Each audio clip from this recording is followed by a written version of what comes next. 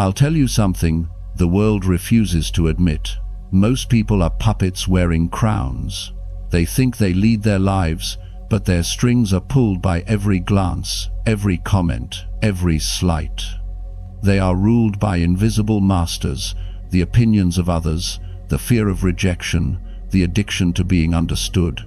You can see it in their eyes, that twitch of insecurity, that hunger for validation. They react before they even think. They defend before they're even attacked. And every reaction, every outburst, every explanation gives away one thing: control. The truth is brutal but liberating. You are not free until nothing can mentally touch you. Not praise, not insult, not loss, not chaos. To reach that level is to walk through the noise of the world untouched, not cold, not numb, but sovereign. Because real strength doesn't roar, it watches, it waits, it decides. I speak from a place beyond reaction.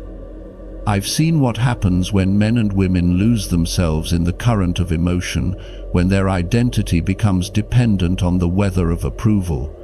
But the untouchable mind moves differently. It doesn't chase equilibrium, it creates it. It doesn't need peace, it is peace. Psychology calls this self-regulation, but that word is too small. What we're talking about is psychological warfare, a training of the mind so deep that chaos becomes your environment, and yet your pulse doesn't change. Think of the Stoics, men like Marcus Aurelius, who ruled empires, yet spoke as if the only true kingdom was within. They understood a truth that modern society has forgotten. The outer world is never the problem. The interpretation of it is. That's where the transformation begins, not in changing circumstances, but in mastering perception. The untouchable mind doesn't fight reality, it reframes it. When something goes wrong, it doesn't ask, "Why me?" It asks, "What is this teaching me about my control?" Every insult, every loss, every betrayal becomes a classroom. And through that lens, pain becomes data, not destiny. But to reach that state, you must face a mirror that most will never dare to look into: your emotional dependency. Who are you when no one claps for you? When your worth isn't mirrored back through another's eyes? The answer to that question reveals the depth of your sovereignty. The mentally untouchable person understands that validation is the world's cheapest currency. It buys nothing real. It only rents you temporary relief from insecurity. And the moment you need it, you are already in debt. To become untouchable, you stop trading your peace for approval. You no longer beg to be understood. You no longer justify your existence. You simply are still, certain, immovable. In neuroscience, there's a space between stimulus and response, a small pause that decides everything. That's where freedom lives. The ordinary mind collapses into reaction. The untouchable one expands that pause until it becomes a wall. Inside that wall is stillness, calculation, mastery. That's how power is built, not through force, but through discipline of response. People think being untouchable means being emotionless. They're wrong. It means your emotions serve you instead of enslaving you. You can feel everything, but you are moved by nothing that doesn't align with your peace. You learn to see life as energy, everything trying to provoke a response, to pull you from center. But once you master the center, nothing pulls you anymore. You become gravity itself. The first step to that mastery is awareness. Watch how easily you react to texts, to tone, to silence. Notice how your body tenses when you're misunderstood. That is the beginning of the training. You must learn to watch your emotions like a scientist, not a soldier. Observe, don't engage. Because every reaction is an invitation to lose control, and the untouchable mind never accepts invitations it didn't write. You are not here to prove. You are here to understand. You are not here to be liked. You are here to remain whole. You are not here to win arguments. You are here to command your internal state, because whoever commands your state commands your fate. This is where your evolution begins. The day you stop explaining yourself, the day you stop reacting, the day you stop negotiating your peace, that's the day you start becoming untouchable. And once that begins, something strange happens. The world starts to bend around you. The same noise that used to shake you becomes background static. The same chaos that used to break you becomes fuel. You stop being moved by external storms because you've learned to control the internal weather. You become the calm within the quake, the stillness within the scream. And that's when you'll realize the art of becoming mentally untouchable is not about escaping the world. It's about mastering how you move through it. Most people want control over everything: money, time, relationships, reputation, everything, except the one thing that matters: their own mind. They chase order in the outer world while their inner world burns. But control is not found by managing the external. It's forged in the silent war, within the war between reaction and reason, impulse and intention. The second stage of becoming mentally untouchable begins here: mastering emotional control. Not the shallow kind where you suppress how you feel. Suppression is weakness disguised as calm. Real control is awareness so deep that emotion can move through you without ever owning you. You feel everything, but nothing dictates your next move. That's psychological power. I've seen men destroy empires of peace because they couldn't control a single moment of anger. I've watched women trade years of stability for 10 seconds of emotional reaction. And every time, they believed they were justified. But justification is the language of slaves to emotion. The untouchable mind doesn't justify, it chooses. It watches the spark, it sees the fire, and it decides whether to let it burn or to let it die. Emotional mastery begins not in denial, but in decoding. Every emotion is information. Anger says, a boundary was crossed. Fear whispers, something important is at stake. Sadness murmurs, you've lost something that mattered. Weak minds drown in the message. Strong minds read it, extract the lesson, and move on. The untouchable mind does not ask, why do I feel this? It asks, what is this feeling showing me about where I still lack control? Psychologists call this meta-emotion awareness, the ability to think about how you feel while you're feeling it. It's what separates impulse from intention. Most people are trapped in the storm. The untouchable mind studies the weather pattern. It observes without drowning. That observation turns chaos into data, and data into strategy. That is the birth of true psychological power. Think of it like this. When you are emotionally reactive, the world controls your temperature. Someone criticizes you, your heart races, your thoughts spiral, your peace evaporates. You've surrendered the throne of your mind to a random passerby. But when you are emotionally disciplined, nothing penetrates. The words reach your ears but never your center. You've built an inner firewall, calm, deliberate, sovereign. You are the observer of your own storm. This doesn't mean you feel less, it means you feel with precision. You let anger come, you study its roots, and then you dismiss it like a guest who has overstayed its welcome. You let fear arrive, thank it for the warning, then show it the door. That is not suppression. That is dominance through understanding. And here's the paradox. Emotional control doesn't make you colder, it makes you clearer. When you no longer need to fight your feelings, you can finally hear them. You stop reacting and start responding. You stop being a hostage to your moods, and become a strategist of your states. You decide when to act, when to wait, and when to remain silent. Every second becomes intentional. Modern neuroscience calls this state high vagal tone, the physiological ability to stay calm under threat. But ancient philosophy had a simpler word for it: equanimity. It's not detachment, it's power under pressure. It's the lion that doesn't flinch when prey bolts. It's the mind that remains still while everything else trembles. When you master this, something incredible happens. Your silence starts to carry weight. People feel it. They sense that you cannot be provoked, that their words, their chaos, their manipulation no longer land, and that unshakable calm becomes your armor. Because in a world addicted to reaction, composure is a superpower. Look at history. The greatest leaders, thinkers, and warriors weren't loud. They were deliberate.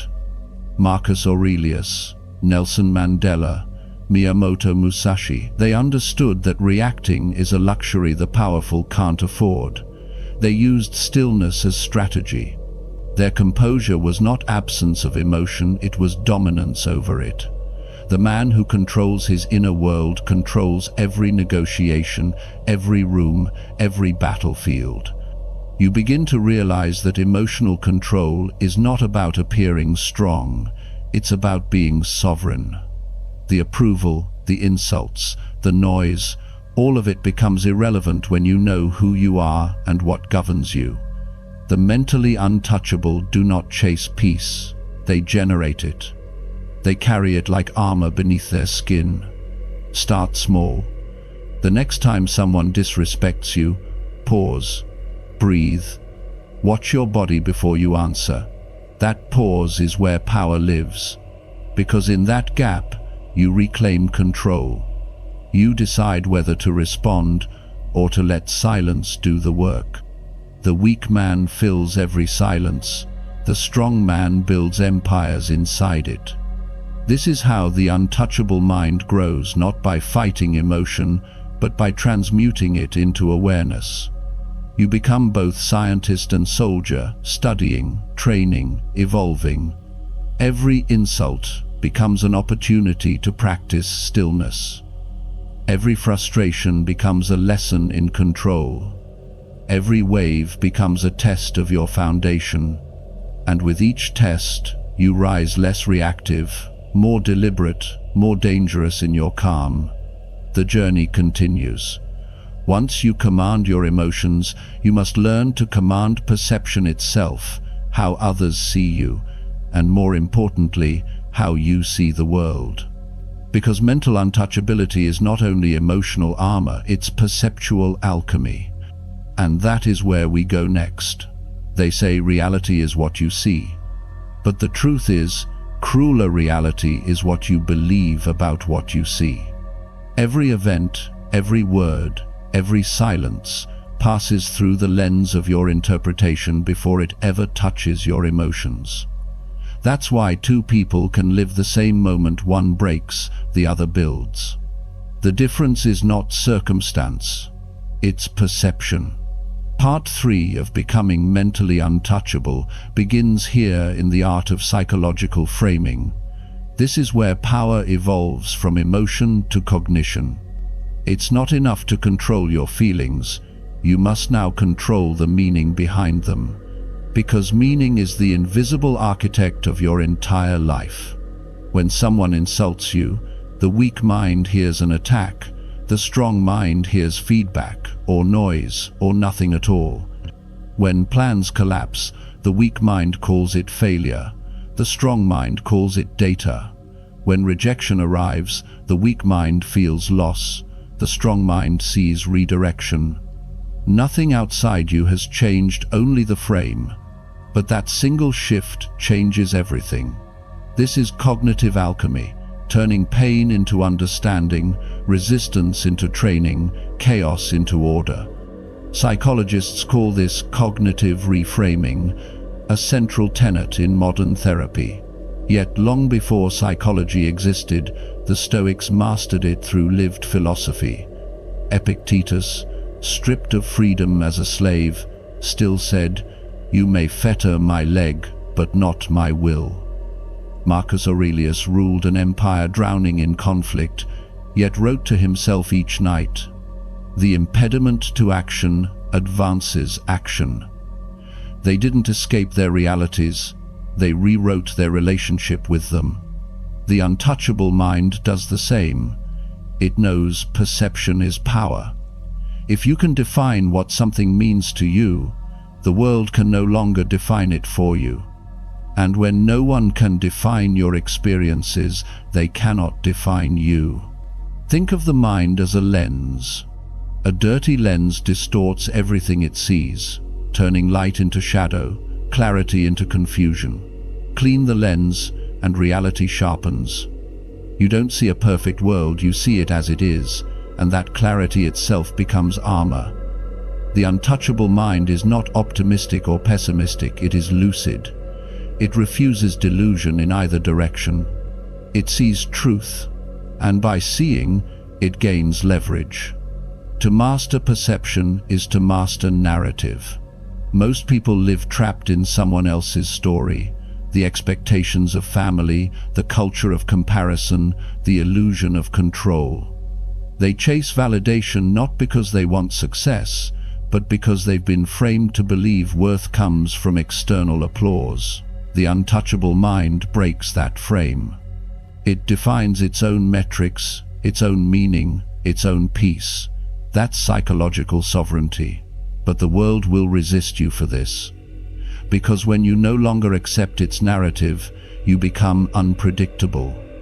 You stop playing the emotional games that control the masses.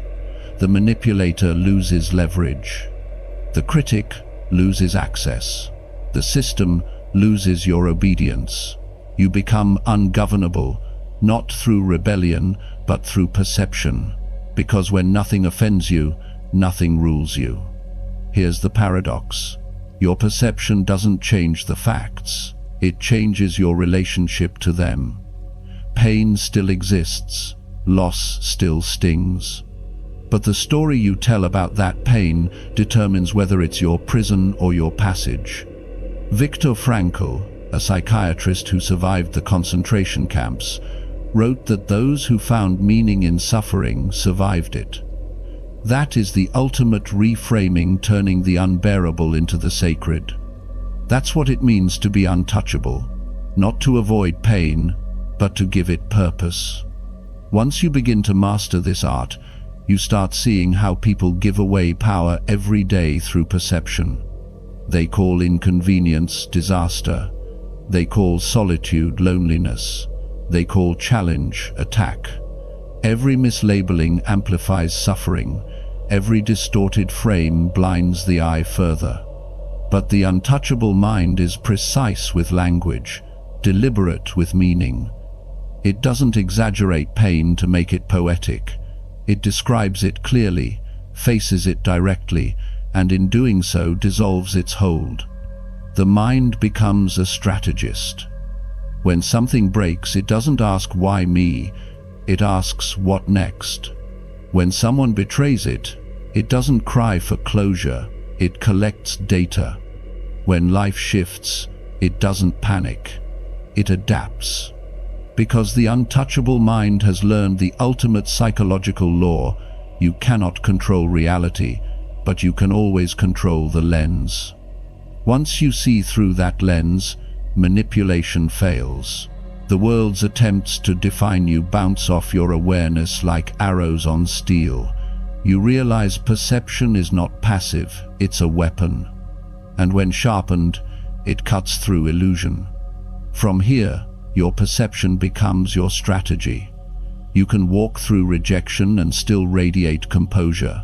You can move through uncertainty and still project clarity.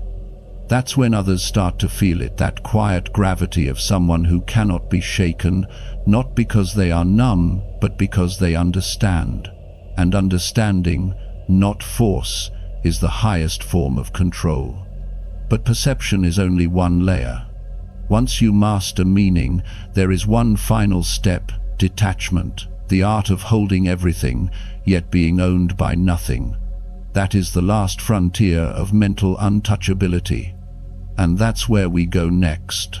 Everything we've built so far, control of reaction, mastery of emotion, command of perception, all lead to this final threshold, detachment.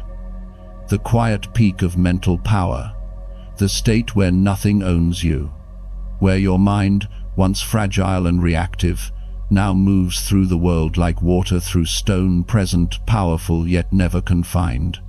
Most people misunderstand detachment. They think it means apathy, coldness, disconnection.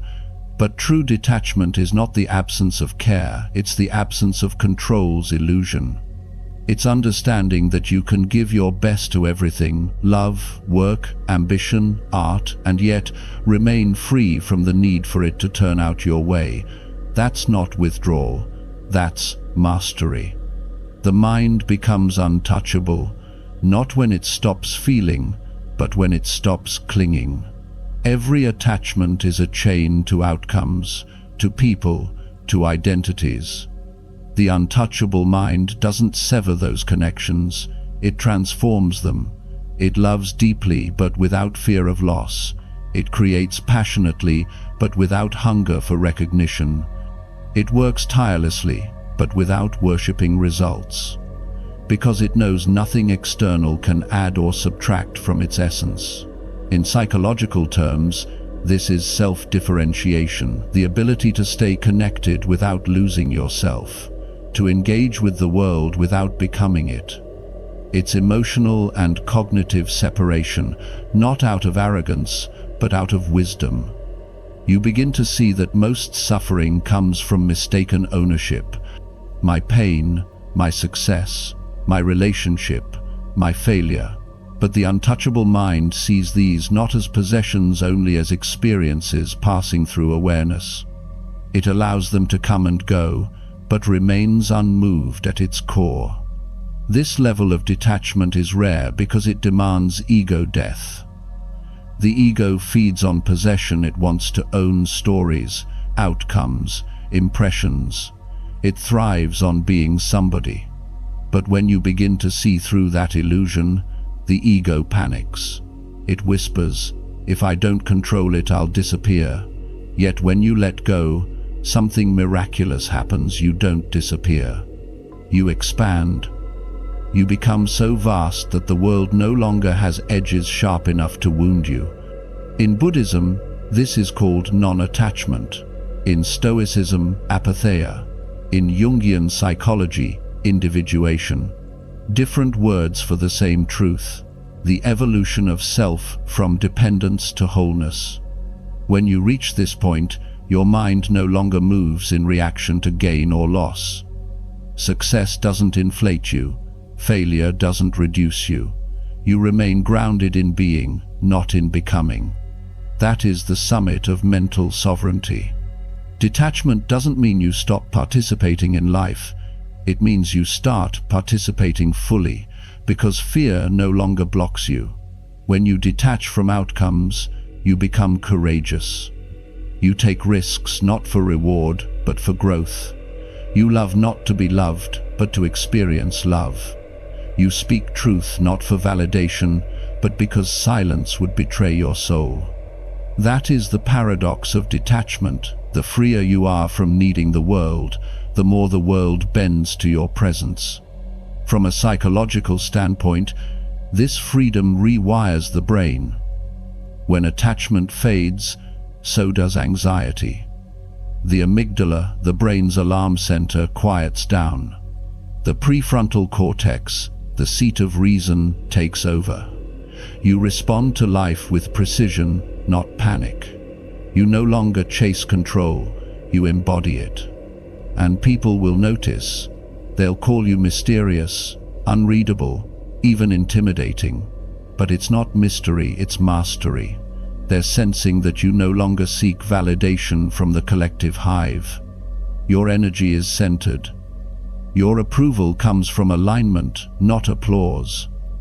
Your peace is self-generated. And that, to a world addicted to attention, feels almost supernatural. When you reach this stage, you become light not in weight, but in essence. You walk through chaos without absorbing it. You observe conflict without inheriting it. You love without losing yourself in it. You give without depleting. Because you've learned the most sacred lesson of the mind. Everything external is temporary, but your inner state is eternal, and it belongs only to you. Becoming mentally untouchable doesn't mean you stop feeling. It means you feel everything: pain, joy, loss, triumph, but none of it owns you. You rise beyond reactivity, beyond validation, beyond fear. You become the still observer behind every storm, unshaken, deliberate, alive. That is the art. The art of holding the world, but never letting it hold you. The art of presence without possession. The art of becoming mentally untouchable.